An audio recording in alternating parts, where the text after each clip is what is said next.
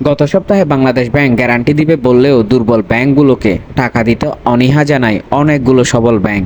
এরপরে জাতীয় কয়েকটি গণমাধ্যম বিষয়টি তুলে ধরলে টনক নড়ে বাংলাদেশ ব্যাংকের।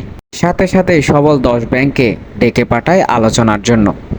দীর্ঘক্ষণ আলোচনার পর এবং বাংলাদেশ ব্যাংকের বর্ষার পর অবশেষে দুর্বল ব্যাংকগুলোকে টাকা দিতে সম্মত হয় সবল ব্যাংকগুলো। তবে এই ক্ষেত্রে বাংলাদেশ ব্যাংক তাদেরকে নিশ্চয়তা দেয় যে বাংলাদেশ ব্যাংক 3 দিনের মধ্যে ওই দুর্বল ব্যাংক যদি টাকা দিতে না পারে তাদের টাকা ফেরত দিবে বাংলাদেশ ব্যাংক নিজেই 3 দিনের মধ্যে। তবে দুর্বল ব্যাংকগুলো কে কত টাকা ঋণ নিতে পারবে তা কিন্তু ঠিক করে দিবে বাংলাদেশ ব্যাংক নিজেই। কিন্তু সুদের হার নির্ধারিত হবে টাকা লেনদেন করা দুই ব্যাংকের আলোচনা এবং বাজার প্রক্রিয়ার মাধ্যমে। এতে করে অবশ্য অনেকটা কেটে গেছে ব্যাংক পাড়ায় যে মেঘের সৃষ্টি হয়েছিল সেই দোআঁশার মেঘ। তবে এখনো পর্যন্ত নিশ্চিত হয়নি কবে নাগাদ টাকা পেতে পারে দুর্বল ব্যাংকগুলো। এদিকে দুর্বল ব্যাংকগুলোর গ্রাহকদের দুরবস্থা অসহনীয় পর্যায়ে চলে এসেছে।